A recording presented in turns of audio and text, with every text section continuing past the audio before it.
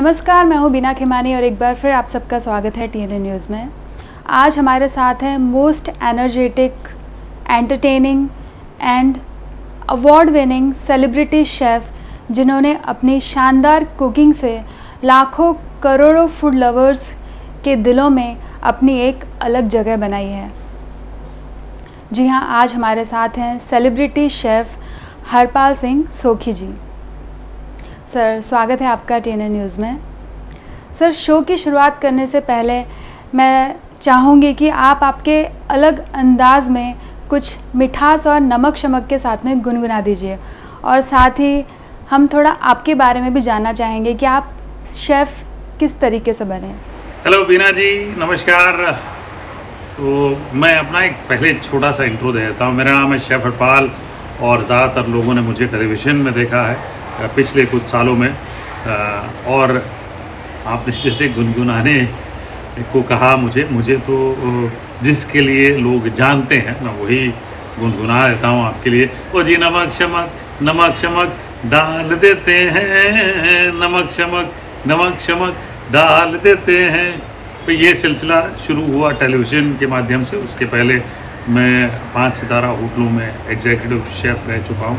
बहुत सारे होटलों में काम किया और मैंने होटल मैनेजमेंट किया है।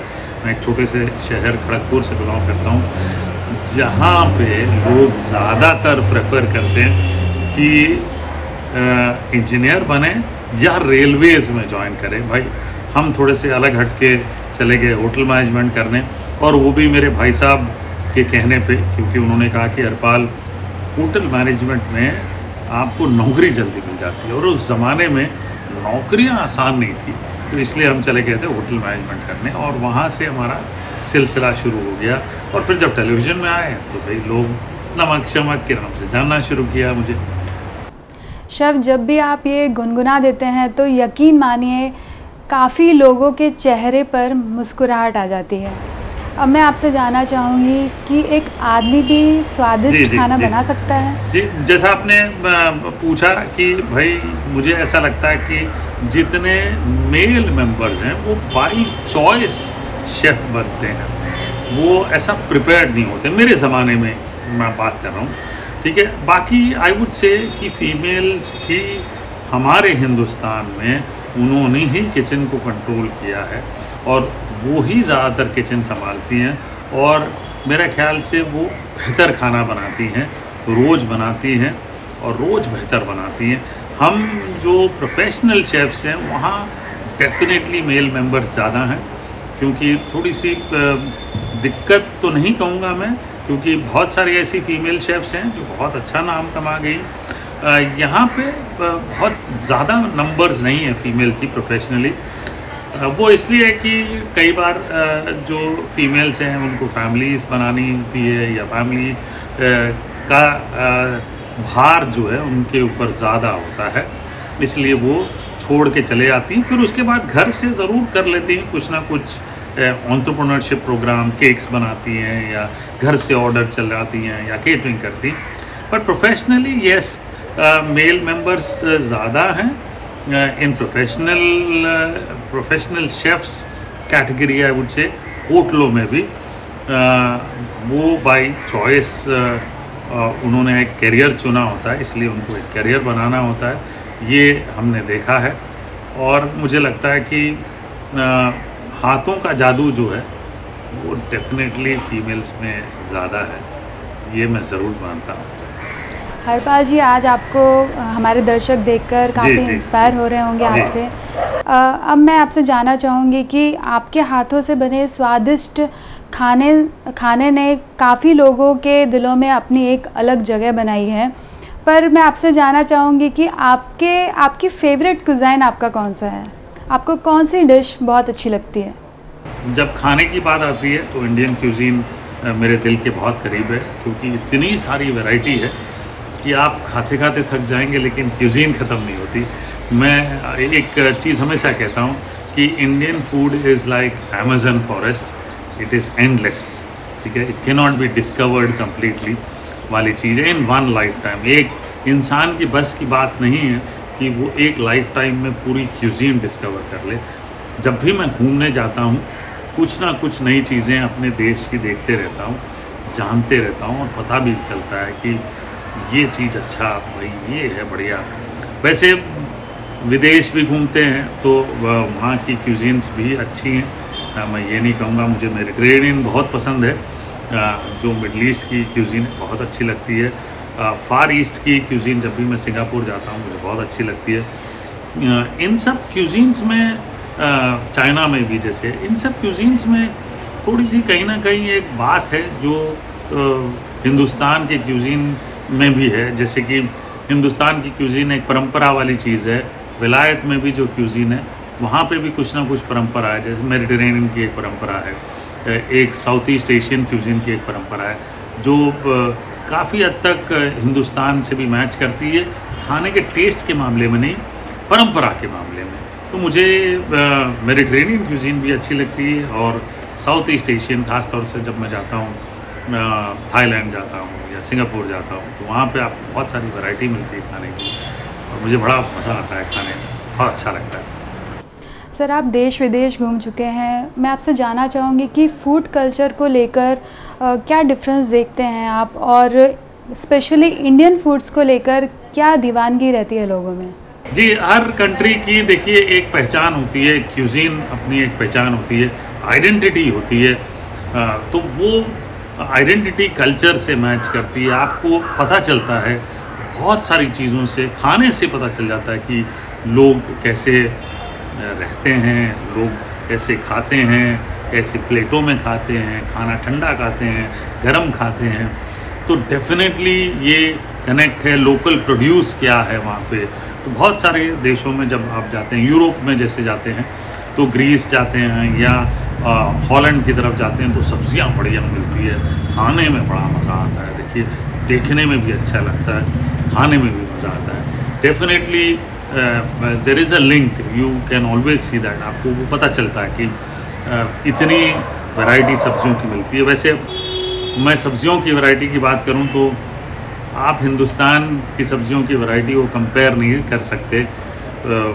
लास्ट ईयर ही मैं आपको बताऊं कि मैंने by chance through some connect मुझे एक अपॉर्चुनिटी मिली कि जंगल और ट्राइबल्स में जो बारिशों में इंडिजिनस सब्जियां उगती है, अपने आप उगती हैं, जिनको उगाना नहीं पड़ता, बारिश हुई तो अपने आप घास के रूप में, सब्जियों के रूप में जंगलों में सब्जियां उगने लगती है। तो पिछले साल मुझे ऐसी बहुत सारी सब्जियों को देखने का चांस मिला। मुझे लगा कि भाई क्या बात है, ये सिर्फ बारिशों में होती है और उनका महत्व इतना ज़्यादा है। जो मुझे जानकारी मिली, जो मेरे फ्रेंड से जो लेके आए थे सब्जियां से, वो बताते थे कि ये सब्जियां खाने का एक पैटर्न है, आप ऐसे ही नहीं खा सकते। अगर पहली बारिश में जो सब्ज़ी उगी आपने वो नहीं खाई तो आप बाकी के जो 8-10 वैरायटी होती है पूरे बारिश के मौसम में वो नहीं खा सकते, क्योंकि आपका डाइजेशन जो है सिस्टम वो तैयार नहीं होता। तो जब आप पहली बार जो बारिश होती है वो ग्रास खाते हैं या उस समय जो सब्ज़ी उगती है अपने आप वो खाते हैं तो आप बाकी खा सकते हैं। तो ऐसे हिंदुस्तान में कई सारी सब्जियां हैं, कई सारी चीज़ें हैं जो मेरे ख्याल से आपको विलायत में नहीं देखने मिलेगी। I can guarantee you that, क्योंकि मैं बहुत सारे दोस्तों द्वारा, अपने शेफ़ कलीग्स द्वारा ये देखते रहता हूँ कि ऐसी कौन सी चीज़ है जो हमें नहीं पता और उनसे जानकारी लेते हैं तो ये पता चलता है। जैसे मैं आपको बताऊं कि पिछले 2-3 साल पहले मैं जब उत्तराखंड के दर्शन करने गया था ऐसे घूमने के लिए, तो वहाँ के जो मेरे फ्रेंड्स हैं उन्होंने मुझे टूर दिया और मैंने देखा जंगलों में वो बताते जा रहे थे कि हरपाल जी, इस पेड़ का रूट जो है, आँख में जो आपको मोतियाबिंद होता है, पूरा गांव इस पेड़ के रूट का रस से इलाज करता है।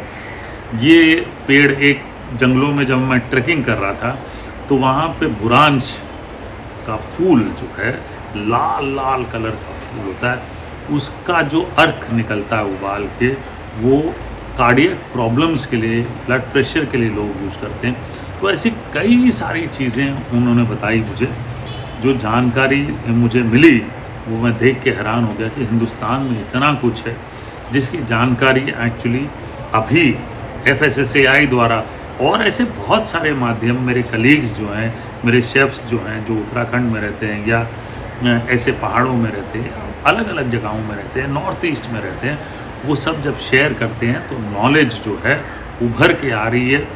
लोग देख पा रहे हैं कि हिंदुस्तान में कितनी बढ़िया चीज़ें हैं। और देखिए, जोग्राफिकल प्रोड्यूस से भी पता चलता है, कल्चर का भी पता चलता है, रहन सहन पता चलता है, खाने के तरीके से लोगों के बारे में जानकारी मिलती है, आपको, हमें भी मिलती है। तो ये कहीं ना कहीं खाना, कल्चर, रहन सहन, लोगों का टेम्परामेंट, ये सब कनेक्टेड है। तो ये डेफिनेट परंपरा है, साइंस है, जो हम सब देख रहे हैं कि लिंक्ड है। तो ये चीज़ देखी गई। जैसे आप नॉर्थ में चले जाएं तो सर्दियों में आपको बोला जाता है कि आप घी वाली चीज़ें, आप गर्म चीज़ें ज़्यादा खाएं ताकि आपका शरीर जो है उसको गर्माहट मिले। ये चीज़ें अचानक से नॉर्थ में ही देखी गई कि सर्दियां होते ही जैसे ख़त्म हो जाती, गर्मियां आते ही खाना जो है, सब्जियां जो है बदल जाती, पानी वाली सब्जियां ज़्यादा खाते, और पूरे हिंदुस्तान में ऐसी चीज़ें देखी गई है। तो ये बहुत इम्पॉर्टेंट है, ये बहुत बढ़िया कनेक्ट है। और हमारा देश जो है ये बहुत बेहतरीन, मैं कहूँगा, एक देश है जहाँ पे आपको ये सारी चीज़ें देखने मिलती है। अनलाइक, मैं आपको कहूँ कि मैं ये नहीं कह रहा हूँ कि वहाँ नहीं होता, अनलाइक आप वेस्टर्न कंट्रीज़ में चले जाओ तो आपको बहुत ज़्यादा डिफरेंस नहीं देखने मिलेगा। साल भर एक वेदर रहता है, ऑलमोस्ट एक ही जैसा वेदर रहता है, मुश्किल से समर्स आती हैं तो आपको देखने नहीं मिलता है। हिंदुस्तान बहुत ब्लेस्ड है कि आप 4 प्रकार के ऋतु देखते हैं, सब्जियां अलग अलग आती हैं, सारी चीज़ें अलग अलग आती हैं, आपको देखने मिलती है। और उससे आपको लोगों का कल्चर, लोगों का टेम्परामेंट, लोगों का रहन सहन, इन सारी चीज़ों के बारे में जानकारी मिल जाती है। हरपाल जी, आज आपसे बहुत कुछ जानने को मिल रहा है हम सबको। अब एक इंटरेस्टिंग सवाल मेरा आपसे है कि आप एक सेलिब्रिटी शेफ़ तो हैं ही, साथ में आपने बॉलीवुड मूवी में भी काम किया है और आप एक अच्छे डांसर भी हैं। झलक सीज़न 9 में आप डांस भी कर चुके हैं, उसके बारे में आप कुछ बताइए। जी बिल्कुल सही, आपने काफ़ी अच्छी रिसर्च की है मेरे बारे में। जैसे मैं देख रहा हूँ कि मुझे अपॉर्चुनिटी मिली बॉलीवुड में एक फ़िल्म करने की जिसका नाम था बैंक चोर। रितेश देशमुख जी लीड एक्टर थे। तो वहाँ पे मैं एक चोरों का ग्रुप था, तो मुझे अपॉर्चुनिटी मिली। और मैंने क्यों किया मैं आपको बताता हूँ कि मुझे ऐसे ही एक इच्छा थी कि ये जानने के लिए कि कई बार आप पिक्चर देखने जाते हैं तो आपको लगता है कि यार ये तो 15 मिनट में बकवास सी पिक्चर है, ये डायरेक्टर को कैसे समझ में नहीं आया। तो मेरा मकसद ये था कि ये जाके जानना कि एक डायरेक्टर का पैशन क्या होता है, उसका पैशन लेवल क्या होता है। क्योंकि वो 6-8 महीने लगाता है एक फिल्म शूट करने में और एडिट करने में और उसे तैयार करने में, और वो 6-8 महीने में कैसे समझ नहीं पाता कि ये जो पिक्चर है ये बकवास बन रही है, ये क्यों नहीं समझ में आता उसे। हमें 15 मिनट में समझ में आता है सिनेमा हॉल में। तो बस वही चीज़ की जानकारी लेने के लिए मैं गया और मुझे एक चीज़ समझ में आया कि उनका जो पैशन होता है डायरेक्टर का, आर्टिस्ट का, सभी का, उनका जो पैशन उस वक्त होता है वो इतना हाई होता है, वो दूसरी चीज़ें देखते ही नहीं, फोकस्ड रहते हैं। ये सबसे इम्पोर्टेंट चीज़ है। मैं सभी को बताना चाहूँगा कि ये सबसे इम्पोर्टेंट चीज़ है कि जो फिल्म मेकर वो इतना फोकस्ड होता है उस दौरान, उसे लगता है कि ये जो फिल्म मैं बना रहा हूँ इससे बढ़िया चीज़ ही नहीं है कोई, ये सुपर हिट होने वाली है, ब्लॉकबस्टर होने वाली है। So that focus is what I found out. मुझे वो समझ में आया कि आदमी फोकस्ड कितना रहता है। अंजाम ठीक है, आप छोड़ दीजिए। आपने अगर पहले ही डिसाइड कर लिया कि यार मैं फिल्म बना रहा हूँ, मज़ा नहीं आ रहा है, और कई बार काम भी करते हैं, हम जानते हैं काम करते तो हमें लगता है कि अरे काम कर रहे हैं, मज़ा नहीं आ रहा, लेकिन ठीक है कर लेते हैं। लेकिन वहाँ पे ऐसा नहीं था, कर लेते नहीं, करना ही है, सुपर हिट बनानी है पिक्चर, वो अंजाम बाद में देखेंगे। तो ये चीज़ मुझे देखने को मिली और साथ में ऐसा एक फीलिंग भी थी कि चलो कर लेते हैं, एक शेफ़ कर सकता है बहुत कुछ, तो ये भी कर सकता है। तो करने चले गए हम फिल्म देखने के लिए। सेम स्टोरी झलक दिखला जा की भी थी कि जब हम झलक दिखला जा करने गए थे तो मुझे ये लगा कि ये एक बहुत बढ़िया माध्यम है। डांस वैसे भी हर एक के जीवन में होना चाहिए, क्योंकि आपके बॉडी को फ्लेक्स कर देता है, आपके मसल्स को फ्लेक्स कर देता है, आपको एकदम चुस्त बना देता है।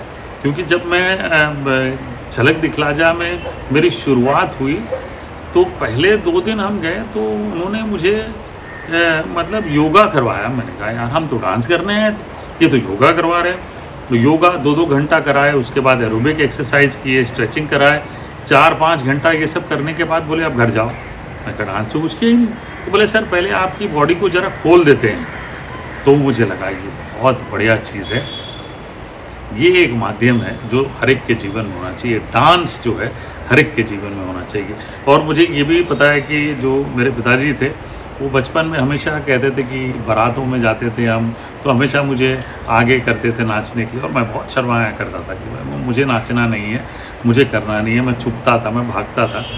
और अनफॉर्चुनेटली तभी जब मैंने झलक दिखला जा किया तो पिताजी तो नहीं रहे, बट मैंने अपना वो मेरी जो वो जर्नी थी वो मैंने अपने पिताजी को डेडिकेट की कि भाई ये भी कर लेते हैं, करके देख लेते हैं। तो ऐसे ही चले गए थे हम करने के लिए और बहुत मज़ा आया। और मुझे लगा कि डांस बड़ी मज़ेदार चीज़ है, बहुत आदमी को फ्लेक्सिबल बना देता और इंसान को डांस ज़रूर करना चाहिए, क्योंकि it keeps your mind happy, fresh. Yes, बहुत इंटरेस्टिंग रही है। एक शेफ़ के लिए तो डेफिनेटली इंटरेस्टिंग रही है। हरपाल जी, अगर मैं अपनी पर्सनल बात करूँ तो मुझे तो बहुत मज़ा आया आपको एक्टिंग करते देख और डांस करते देख। मैं चाहूँगी कि आप इस फील्ड में और भी ज़्यादा काम करें। अब मैं आपसे ये जानना चाहूँगी कि जैसे कि हम सब जानते हैं कि पूरी दुनिया कोरोना वायरस महामारी से जूझ रही है और हर इंसान के ऊपर, हर सेक्टर के ऊपर बहुत ही भयानक उसका असर देखने को मिला है। ख़ास करके जो हॉस्पिटैलिटी इंडस्ट्री है उस पर बहुत बुरा असर पड़ा है। एज अ सेलिब्रिटी शेफ़ मैं आपसे जानना चाहूँगी कि क्या कहना है इस पर आपका? देखिए, पैंडेमिक ने तो एक तरीके से मैं कहूँगा फ्रैंकली कि हॉस्पिटैलिटी की कमर तोड़ दी है। पिछले साल 2020 में हमने सोचा था कि चलो साल गुजर गया, जब थोड़ा बहुत माहौल ठीक होने लगा, रेस्टोरेंट्स खुलने लगे, लोगों का बाहर जाना जायज़ था क्योंकि लोग काफ़ी समय तक घरों में बंद थे, तो लोगों को लगता था कि थोड़ा सा एंजॉयमेंट किया जाए। और फिर इस साल वापस पैंडेमिक शुरू हो गया और ये साल तो काफ़ी सीरियस रहा। तो पिछले साल से बाहर आए भी नहीं थे हम लोग और इस साल फिर असर पड़ गया। तो मुझे लगता है कि काफ़ी सीरियस असर रहेगा और हॉस्पिटैलिटी इंडस्ट्री में बहुत लोग ऐसे होंगे जो जल्दी से वापस नहीं आएंगे। ये बात ज़रूर है कि नई अपॉर्चुनिटीज़ भी खुल गई हैं, जैसे ऑर्डरिंग ऐप्स के द्वारा, क्लाउड किचन्स के द्वारा, बट ये सारी चीज़ें अभी थोड़ी सी फिर भी प्रिमिटिव है कहने के लिए कि ये उभर जाएंगी। सुनते ज़रूर है कि बहुत बड़ा बिज़नेस अपॉर्चुनिटी है यहाँ पे। ये कितनी बड़ी अपॉर्चुनिटी ये तो वक्त ही बताएगा, लेकिन इस वक्त जो स्थिति है हॉस्पिटैलिटी इंडस्ट्री की थोड़ी इसी नाजुक है और दौर जो है बड़ा कठिन है, क्योंकि बहुत सारे मेरे ऐसे कलीग्स हैं जो अनएम्प्लॉयड हैं, जो दिक्कत में हैं क्योंकि उनको समझ में नहीं आ रहा, जिन्होंने पैशनेटली होटल मैनेजमेंट परस्यू किया है। आई एम श्योर मेरी एक ही बात होगी या प्रेयर्स होगी कि जल्दी से हम इस पैंडमिक से बाहर आएँ, उभर के आएँ, ताकि हम फिर से नॉर्मल लाइफ जिएँ और रेस्पॉन्सिबली जिएँ। और सभी के लिए प्रार्थना है, दुआ है कि सभी लोग इससे बाहर आएँ। जी बिल्कुल सर, हम सब एक साथ मिलकर इस कोरोना वायरस महामारी से लड़ेंगे और एक बार फिर हम वही नॉर्मल लाइफ फिर बिल्कुल जिएंगे। अब मैं आपसे जानना चाहूँगी कि इस कोविड-19 पैंडेमिक में आप आपकी इम्यूनिटी को कैसे स्ट्रॉन्ग रख सकते हैं और साथ ही आपके जो फैंस हैं, हमारे जो दर्शक हैं, उनको आप क्या एडवाइस देना चाहेंगे? जी, पैंडेमिक में एक बात तो बहुत उभर के आ रही है और सभी लोगों को पता भी है और बहुत इंटरेस्टिंग भी है। मैं खुद एक्सपीरियंस कर रहा हूँ कि जो हिंदुस्तानी खाना है वो अब साइंटिफिकली तो प्रूव नहीं हुआ, लेकिन ये ज़रूर माना जा रहा है कि कहीं ना कहीं वो एक रोल प्ले कर रहा है। एटलीस्ट 2020 में जब पैंडमिक आया था, कोविड जब शुरुआत हुई थी, तो कहीं ना कहीं हम देख रहे थे, हम सब कुछ हिंदुस्तानी खाने पे कह रहे थे कि हिंदुस्तानी खाने के कारण हम काफ़ी हद तक प्रोटेक्टिव रहे। लेकिन 2021 में वो कहीं ना कहीं थोड़ा सा डगमगाया है। लेकिन फिर भी बहुत सारे ऐसे लोग हैं जो देसी इलाज कर रहे हैं, जो मैं देख रहा हूँ और मैं जानकारी ले रहा हूँ, और ये सही है या नहीं है पता नहीं, बट काफ़ी सारे लोगों ने जिन्होंने देसी इलाज भी अपनाया वो ठीक हुए हैं। आई टेल यू, जैसे मेरे एक फ्रेंड है, उनकी पूरी फैमिली है और बॉम्बे के करीब ही रहते हैं, विरार साइड में। उन्होंने जब उनको थोड़ा सा फीवर आया था, उन्होंने काला जीरा और छोटी सौंफ इसको कूट के रात को खाया और उनका बुखार वगैरह सब गायब हो गया था। अगले दिन वो फिर से तंदुरुस्त हो गए थे। और ये चीज़ उन्होंने अपनी सारी सोसाइटी में अपनाई, और सारी सोसाइटी में जिनको भी थोड़ा सा फीवर आया उन्होंने ये अपनाया। अब ये उन पे काम कर गया, आप पे काम करेगा कि नहीं पता नहीं मुझे, लेकिन थोड़ी थोड़ी चीज़ें ज़रूर समझ में आ रही है। लोग कह रहे हैं कि काढ़ा पिए तो अच्छा रहेगा। हिंदुस्तान में गिलोय मिलता है, गिलोय का काढ़ा पिए तो काम करता है। देखिए, नारियल का तेल नॉस्ट्रल्स में लगाएं तो ये तो खैर साइंटिफिकली प्रूव हुआ है कि आप लगाएं तो आप के लिए काम करता है। जो कोकोनट ऑयल है, ठीक है जी, कोल्ड प्रेस कोकोनट ऑयल, उसका 1 चम्मच आप गार्गल कर लें माउथ में और अंदर ले लें तो वो भी काम कर रहा है। तो ये कुछ चीज़ें तो साइंटिफिकली प्रूव्ड है, लेकिन कुछ चीज़ें बड़ी देसी है, उन पे अगर आप विश्वास करते हैं तो काम आती है, नहीं करते हैं तो नहीं आती। मैं कहूँगा कि ठीक है, आपको थोड़ी बहुत भी खांसी वगैरह होती है तो आप हल्दी खाते हैं तो थोड़ा ठीक हो जाएगा आपके लिए, अच्छी बात है, एंटीऑक्सीडेंट है। अब हल्दी हमारे लिए काफ़ी अच्छे से काम करती है। शायद मैं ये ज़रूर कहूँगा, ठीक है, ये सेकेंड वेव जो हमने देखा है ये बहुत थोड़ा सा डरावना भी रहा है, लेकिन फिर भी मुझे ऐसा लगता है कि कहीं ना कहीं हिंदुस्तान का खाना जो है वो कहीं ना कहीं हमें बचाता है, हमारे स्पाइसेस हमें बचाते हैं। ठीक है, इस वक्त और डैमेजिंग भी हो सकता था अगर शायद हमारा खाना ऐसा नहीं होता। तो मैं ये ज़रूर कहूँगा कि इम्यूनिटी बूस्टर्स के लिए आपको अच्छा खाना खाना चाहिए, अच्छी चीज़ें खानी चाहिए, विटामिन सी वाली चीज़ें खानी चाहिए, सब्ज़ियाँ खानी चाहिए, ठीक है, अच्छी सब्ज़ियाँ खाएं, अच्छे तंदुरुस्त रहें, लोकल प्रोड्यूस खाएं, आप जहाँ रहते हैं वो खाना खाएं, उनका वहाँ का प्रोड्यूस जो है वो खाएं। आप देसी जो चीज़ें हैं, देखिए वो नुकसानदायक तो है नहीं, लेकिन अगर आप उनको कंट्रोल तरीके से जो दादी माँ के नुस्खे हैं वो अपनाएं तो वो कहीं ना कहीं बेनिफिशियल है। ये ज़रूर है कि ये ओवरनाइट बेनिफिट नहीं करती, इनको अपनाना पड़ता है, इनको काफ़ी समय तक अपने साथ जीवन में रखना पड़ता है। जैसे मैं अभी देख भी रहा हूँ कि लोग कहते हैं कि पोस्ट कोविड लोगों को हल्दी वाला दूध ज़रूर पीना चाहिए, आपको ताकत मिलती है उससे, ठीक है, उसमें पेपर डाल के भी पिएं तो और ताकत मिलती है और आपके शरीर को बचा के रखता है। तो ऐसी बहुत सारी चीज़ें हैं जो हिंदुस्तान में हैं, घरगुती इलाज जिसको मैं कहता हूँ, साइंटिफिकली नहीं है, मैं ये ज़रूर जानता हूँ कि मैं साइंस के माध्यम द्वारा नहीं कहता हूँ कि ये साइंटिफिकली प्रूवन है, लेकिन सारे लोगों को बेनिफिट करता है। तो जिनको बेनिफिट करता है उनको फ़ायदा करता है, उन्होंने अपनाया है। और हिंदुस्तान का खाना जो है बहुत अपने आप में बड़ा साइंटिफिक है और उसके लिए हम शायद बहुत सारी चीज़ों से बचते भी हैं इसी का।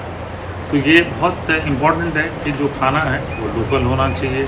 आपको पुराने ज़माने का बातें जो है दादी माँ की बाकी सब भूलनी नहीं चाहिए, आपको वो अपनानी चाहिए अपने घर में। जो हम भूल गए थे परंपरा, उसे वापस लेके आइए अपने घर में, उसे अपनाइए और उससे अपने घर में रखिए इस दौर में, तो बहुत इम्पोर्टेंट है। जी बिल्कुल, यह महामारी बहुत भयावह है, हम सबको अपने ईटिंग स्टाइल पर बहुत ध्यान देना चाहिए, और ख़ास करके जो आपने बताया कि दादी माँ के नुस्खे, उन पर ज़रूर ध्यान देना चाहिए और उसको ज़रूर अपनाना चाहिए।